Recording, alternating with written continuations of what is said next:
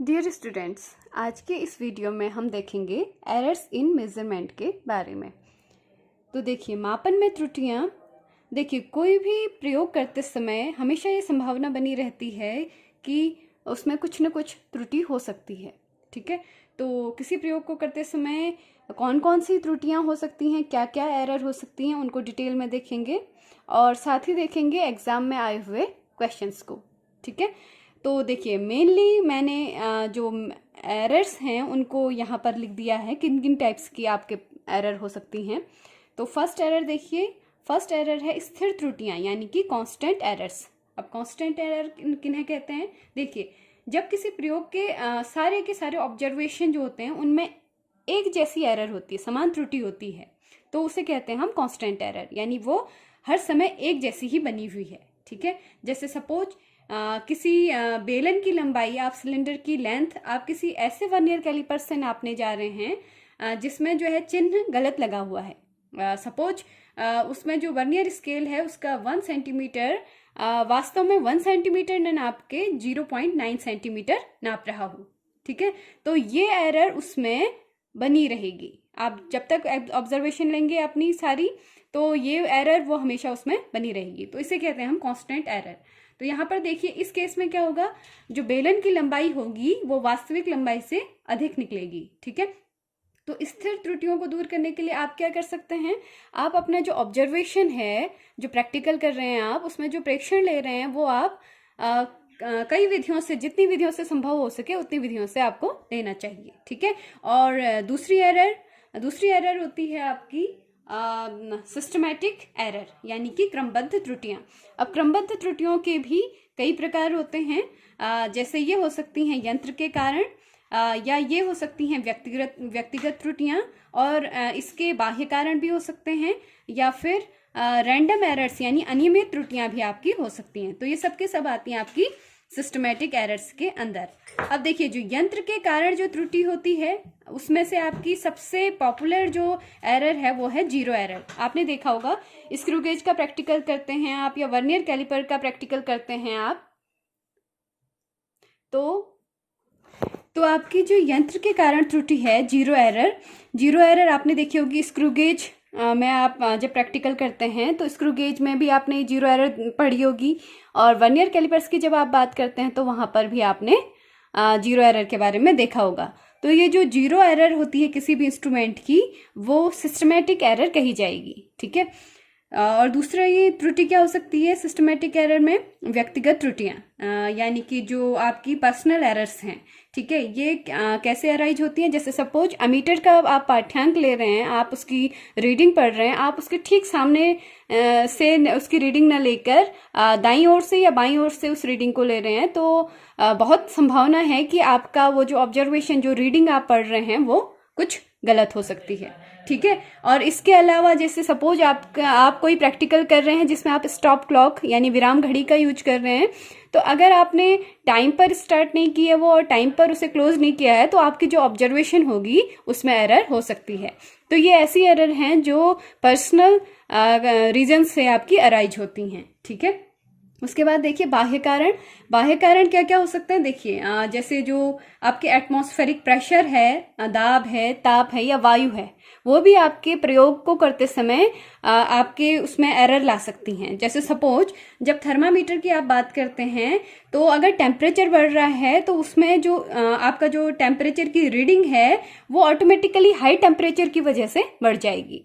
तो यहाँ पर बाह्य कारण की वजह से त्रुटि वो भी सिस्टमैटिक एरर के अंदर आएगी। ठीक है, उसके बाद लास्ट आप एरर देख सकते हैं रैंडम एरर यानी कि अनियमित त्रुटियां। ये कैसी एरर हो सकती हैं? जिन पर आपका कोई कंट्रोल नहीं है। जैसे सपोज आप कोई इलेक्ट्रिसिटी वाला एक्सपेरिमेंट कर रहे हो और वहां पर आपकी वोल्टेज फ्लक्चुएट हो रही है, उसमें उच्चा वचन आ रहा है, तो तब आप देख सकते हैं कि इस पर आपका कोई कंट्रोल नहीं है, तो आपकी जो रीडिंग है उसमें कुछ न कुछ एरर की संभावना रह सकती है। इसके अलावा जैसे आपका जो इंस्ट्रूमेंट है वो अगर सुग्राहिता के कारण भी उसमें एरर आ सकती है। ठीक है, तो ये ऐसे कारण हैं जो क्रमबद्ध त्रुटियों के अंदर आते हैं। ठीक है, नेक्स्ट एरर है आपकी परम त्रुटि यानी कि एब्सोल्यूट एरर। अब एब्सोल्यूट एरर किसे कहते हैं? देखिए, एब्सोल्यूट एरर बराबर होता है, यानी परम त्रुटि बराबर होता है वास्तविक मान ऋण मापा गया मान, ठीक है, यानी कि ट्रू वैल्यू माइनस आपकी मेजर्ड वैल्यू, ठीक है। तो सपोज आप गुरुत्वीय त्वरण निकाल रहे हैं किसी प्रैक्टिकल में, और गुरुत्वीय त्वरण की आपकी मेजर्ड वैल्यू है जी सफिक्स में एम यानी मेजर्ड वैल्यू के लिए मैं एम यूज कर रही हूँ, ठीक है। और ग्रेविटेशनल एक्सेलरेशन गुरुत्वीय त्वरण का वास्तविक मान लिया जाए है जी टी। आपको पता होगा ग्रेविटी की वैल्यू होती है 9.8 मीटर पर सेकेंड स्क्वायर, मान लिया जाए ये जी टी वो मान है, ठीक है। तो तब ये G T minus G M यानी जो वास्तविक मान है माइनस आपने जो मापा है मान यानी जो आपने रीडिंग ली है, उन दोनों के डिफरेंस को आप डिनोट करेंगे डेल जी से। तो यही डेल जी कहलाता है आपका एब्सोल्यूट एरर यानी कि परम त्रुटि, ठीक है। अब देखिए अगर आप डिफरेंट ऑब्जर्वेशंस लेते हैं, मान लिया जाए एक बार आपने रीडिंग ली जी1, ठीक है, दूसरी बार आपने गुरुत्वीय त्वरण निकाला वो वैल्यू आई जी2, ठीक है, और फिर अगली बार ली तो जी3, ऐसे ही आपने जीएन तक वैल्यू ले ली, तो आप उसको आपस में घटा लेंगे ट्रू वैल्यू से, तो उसको लिख सकते हैं डेल जी1, दूसरी वैल्यू को डेल जी2 और plus up to so on del GN. तो इन सभी का सम लेके, क्योंकि आपने एन रीडिंग ली है तो हम इसे एन से ही डिवाइड अगर कर दें तो ये जो वैल्यू निकल के आएगी इसे कहते हैं आप माध्य परम त्रुटि यानी कि मीन एब्सोल्यूट एरर, ठीक है। तो इसके बाद बात कर लेते हैं नेक्स्ट जो एरर है वो है सापेक्ष त्रुटि यानी कि रिलेटिव एरर, ठीक है। अब रिलेटिव एरर क्या होगी, ये जो आपने डेल जीएम निकाला था माध्य परम त्रुटि मीन एब्सोल्यूट एरर जो निकाली थी, उसको अगर आप ट्रू वैल्यू यानी जीटी से डिवाइड कर देंगे तो वही होगी रिलेटिव एरर, ठीक है। लास्ट में सबसे मोस्ट इंपोर्टेंट जो पोर्शन है आपका प्रतिशत त्रुटि, ठीक है। ये आप प्रैक्टिकल जब करते हैं अपने कॉलेजेस या स्कूल्स में, तो सबसे लास्ट में आप अपने रिजल्ट के बाद परसेंटेज एरर दिखाते हैं। अगर आपने कोई प्रैक्टिकल किया है तो उसमें कितनी एरर हो सकती है, तो आपको वहां पर प्रैक्टिकल करते समय प्रतिशत त्रुटि जरूर दिखाते हैं, ठीक है। और एग्जाम में इस पर से एक क्वेश्चन बन के आता है न्यूमेरिकल प्रॉब्लम, ठीक है। तो पहले देख लेते हैं प्रतिशत त्रुटि क्या होती है, परसेंटेज एरर कैसे डिफाइन करेंगे। अब देखिए ये जो डेल जीएम अपॉन जीटी मैंने यहाँ पर निकाला था, इसको अगर मैं 100% से मल्टीप्लाई कर दूं यानी कि इसका परसेंटेज निकाल लूं, तो ये क्या कहलाएगी आपकी परसेंटेज एरर, ठीक है। तो प्रतिशत त्रुटि और कुछ नहीं है। प्रतिशत त्रुटि को दूसरे शब्दों में अगर हम डिफाइन करना चाहें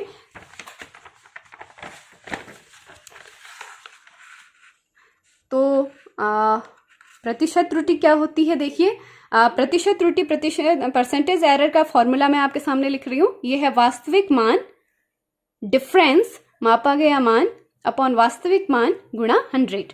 यानी सपोज जैसे गुरुत्वीय त्वरण की ही बात की, आप किसी प्रैक्टिकल में मान लिया जाए स्मॉल जी की वैल्यू फाइंड कर रहे हैं, तो जी का यहाँ पर लिख लेंगे वास्तविक मान यानी 9.8 मीटर पर सेकेंड स्क्वायर। डिफरेंस का मतलब क्या होता है मैं आपको फिर बताती हूँ। डिफरेंस मापा गया मान यानी कि जो आपने प्रैक्टिकल करके रीडिंग निकाली है जी की, वो यहाँ पर लिखेंगे। अब देखिए डिफरेंस का क्या मतलब है, इन दोनों में से जो वैल्यू बड़ी होगी वो पहले आ जाएगी और यहाँ पर डिफरेंस की जगह लग जाएगा माइनस साइन, ठीक है, ठीक है। तो यहाँ पर आ जाएगा आपका मान लिया जाए है 9.9 आया है, तो 9.9 माइनस 9.8, ठीक है। तो अपॉन वास्तविक मान गुणा 100, तो ये निकल के आ जाती है आपकी परसेंटेज एरर, ठीक है। अब देखिए एक नोट यहाँ पर मैंने लिखा है, माना किसी प्रयोग में प्रेक्षण ए बी सी लिए गए। मान लिया जाए एक ऐसा एक्सपेरिमेंट था जिसमें आपने 3 फिजिकल क्वांटिटी के लिए आपने ऑब्जर्वेशन लिए, ठीक है, ठीक है। ये है ए मान लीजिए कोई एक फिजिकल क्वांटिटी थी, बी दूसरी फिजिकल क्वांटिटी, सी कोई तीसरी फिजिकल क्वांटिटी थी, ठीक है। और इन तीनों पर एक परिणाम डिपेंड कर रहा था एक्स, ठीक है। तो x बराबर मान लिया जाए a की पावर l पर डिपेंड कर रहा था, b की पावर m पर और c की पावर n पर डिपेंड कर रहा था। कहने का होल सोल मतलब ये है कि x क्या है, x नाम की फिजिकल क्वांटिटी, x नाम की किसी भौतिक राशि को आप किसी प्रयोग में निकालने की कोशिश कर रहे थे और उसको निकालते समय आप a नाम की भौतिक राशि को निकाल रहे थे, b नाम की भौतिक राशि को निकाल रहे थे और c नाम की भौतिक राशि को भी निकाल रहे थे, उनके लिए प्रेक्षण ले रहे थे, ठीक है। तो तब उस समय इस x नाम की राशि को नापने में कितनी परसेंटेज एरर होगी वो हम देख रहे हैं, ठीक है। तो इसके लिए फॉर्मूला मैं बनाती हूं। तो देखिए क्या करेंगे, दोनों पक्षों का लॉग ले लेंगे, तो taking log of both sides, ठीक है। तो क्या आ जाएगा लॉग ऑफ x और log of a raise power l dot b raise power m dot c raise power n। ठीक है, log को ओपन करेंगे तो आपको पता है log m गुणा n होता है, तो उसका मतलब क्या होता है, log m इंटू n होता है, तो इसका मतलब होता है log m plus log n। ठीक है, और अगर कभी पावर होती है किसी की, मान लीजिए log आपको निकालना हो l रेस पावर n का, तो इसका मतलब होता है n log l। ठीक है, तो ये दो फॉर्मूले यहाँ पर देखे होंगे आपने, तो मैं उनको यूज कर रही हूँ। तो log a raise power l plus log a raise power b raise power m plus log c raise power n, ये बनेगा। फिर जो पावर है उसका उस पर भी फॉर्मूला लगाएंगे, तो l log a plus m log b plus n log c। ठीक है, अब क्या करेंगे, दोनों साइड्स का क्या कर देंगे, डिफ्रेंशिएशन कर देंगे, अवकलन। ठीक है, तो दोनों साइड्स का डिफ्रेंशिएशन करने पर क्या आ जाएगा, वो आ जाता है, मान लीजिए डेल एक्स अपॉन एक्स, और यहाँ पर देखिए l into del A upon A plus m del B upon B plus n del C upon C. Log C का डिफ्रेंशिएशन आपको पता होगा 1 अपॉन सी करके आता है। ठीक है, 1 upon C into D C करके आ जाएगा, तो डी सी की जगह डेल सी लिख दिया। ठीक है, तो यहाँ पर आ गया डेल एक्स अपॉन एक्स। तो ये डेल एक्स अपॉन एक्स है क्या, देखिए अभी मैंने आपको जो बताया था रिलेटिव एरर, तो डेल एक्स अपॉन एक्स क्या है, यहाँ पर वही रिलेटिव एरर है। अगर इस रिलेटिव एरर को हम मल्टीप्लाई कर दें 100 से, तो हमें मिल जाएगा कि इस भौतिक राशि x के मापन में प्रतिशत त्रुटि कितनी है। ठीक है, तो देखिए, तो x के मापन में अधिकतम त्रुटि ये निकल के आ गई, और अधिकतम प्रतिशत त्रुटि के लिए क्या कर देंगे, इस फॉर्मूले को 100 से मल्टीप्लाई कर देंगे। ठीक है, तो del X upon X into 100 आ जाएगा, इक्वल्स यहाँ पर भी l into del A upon A into 100 plus m into del B upon B into 100 plus n del C upon C into 100। तो हमारे काम का फॉर्मूला ये है। ठीक है, और प्रैक्टिकल करते समय आप जब कॉलेज में या स्कूल में प्रैक्टिकल करते हैं, तो परसेंटेज एरर निकालने के लिए ये वाला फॉर्मूला यूज आप करते हैं। ठीक है, तो न्यूमेरिकल प्रॉब्लम अभी हम सॉल्व करते हैं जो इस फॉर्मूले पर बेस्ड होंगी। ठीक है, अब देखिए हम एक क्वेश्चन ले लेते हैं जो 2019-20 विंटर सेमेस्टर एग्जामिनेशन में आपके आया है पॉलिटेक्निक में। ठीक है, तो क्वेश्चन क्या है, पूछा गया है, देखिए किसी गोले की त्रिज्या नापने में 0.3% की त्रुटि आती है, इस नाप द्वारा गोले का आयतन ज्ञात करने में कितनी प्रतिशत त्रुटि होगी। यानी there is an error of 0.3% in measuring radius of a sphere, what will be the error in measurement of volume by this sphere. तो कैसे निकालेंगे इसको, ये देखते हैं हम सॉल्यूशन इसका। तो सबसे पहले देखिए आपको क्या फाइंड करना है, गोले का आयतन ज्ञात करने में प्रतिशत त्रुटि। तो गोले का आयतन कितना होता है ये आपको सबसे पहले पता होना चाहिए। ठीक है, तो गोले का आयतन, सॉल्यूशन लिख लेते हैं, गोले का आयतन volume of sphere. Volume of sphere कितना होता है आपको पता होगा, ये होता है आपका v equals 4/3 pi r cube. ठीक है, जहां पर आपका ये पाई की वैल्यू तो 22/7 आप जानते हैं, और स्मॉल आर क्या है, उस गोले की त्रिज्या। ठीक है, तो अब यहां पर हम वही फॉर्मूला लगाते हैं जो हमने अभी जस्ट पहले देखा था। ठीक है, तो हम आयतन में अधिकतम संभावित प्रतिशत त्रुटि लिखने जा रहे हैं। ठीक है, तो अब इसको कैसे लिखेंगे देखिए, तो देखिए अधिकतम संभावित प्रतिशत त्रुटि में हम अब क्या लिख रहे हैं, del V upon V into 100, क्योंकि v के मापन में आपको अधिकतम संभावित त्रुटि दिखानी थी। तो डेल वी अपॉन वी क्या है, आयतन के लिए रिलेटिव एरर। ठीक है, और जो ये इंटू 100 है ये हमने लगाया है परसेंटेज के लिए। ठीक है, तो अब हम इस फॉर्मूले को लिख लेते हैं आगे को। तो 4/3 जो है कांस्टेंट है, पाई भी आपका कांस्टेंट है। तो हम क्या करते हैं, जब प्रेक्षण लेते हैं यानी प्रयोग करते हैं, उस समय हम कांस्टेंट को तो कंसिडर नहीं करते, हम जो क्वांटिटीज़ हैं उनका ऑब्जर्वेशन लेते हैं। तो यहाँ पर रेडियस की बात करते हैं, रेडियस के लिए जो ऑब्जर्वेशन ली होगी उसमें कुछ त्रुटि रही होगी। ठीक है, तो अभी हमने वहाँ देखा था, जब हमने लॉग निकाला था तो हमने क्या किया था, पावर को हमने आगे लिख लिया था 3, और फिर जो ये क्वांटिटी है, जो ये आर है आपका, इसको लिखेंगे del r upon r into 100। ठीक है,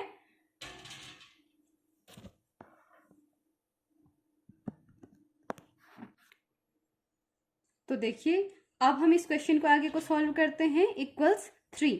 अब del r upon r into 100 ये क्या है? ये है जो त्रिज्या थी आपकी, त्रिज्या के मान में अधिकतम संभावित प्रतिशत त्रुटि, यानी कि आर के वैल्यू को मेजर करने में जो परसेंटेज एरर थी वो है ये, और वो हमें दे रखी है, वो कितनी है? 0.3%। ठीक है, तो यहाँ पर लिख लेंगे 3 इंटू 0.3%, तो ये क्या निकल के आ जाएगा आपके पास? 0.9%। ठीक है, तो आपका क्वेश्चन इस तरह से सॉल्व हो जाता है। बहुत इजी क्वेश्चन है। सिर्फ यहाँ पर ये ध्यान रखिएगा, प्रतिशत त्रुटि निकालते समय जो पावर है आपकी, पावर को आप आगे लिख लेंगे, कांस्टेंट को छोड़ देंगे। ठीक है, तो यहाँ पर फॉर्मूला क्या बना है? Del V upon V into 100। Constants को हमने अलग हटा दिया और यहाँ पर लिख लिया 3 को आगे रखा मैंने, del r upon r into 100। ठीक है, और इस तरह से हमारा क्वेश्चन सॉल्व हो गया। अब चलिए एक क्वेश्चन आप सभी के लिए है। ये क्वेश्चन भी आपका एग्जाम में आया हुआ है। ठीक है, तो ये क्वेश्चन है, एक घन की भुजा नापने में 3% की त्रुटि होती है, घन के आयतन की गणना करने में कितनी त्रुटि होगी? The error in measuring side of a cube is 3%. What will be percentage error in calculating volume of a cube? तो आप सभी अपने आंसर्स को कमेंट बॉक्स में लिख के जरूर बताइएगा। ठीक है, तो thanks for watching the video. मिलते हैं नेक्स्ट वीडियो में।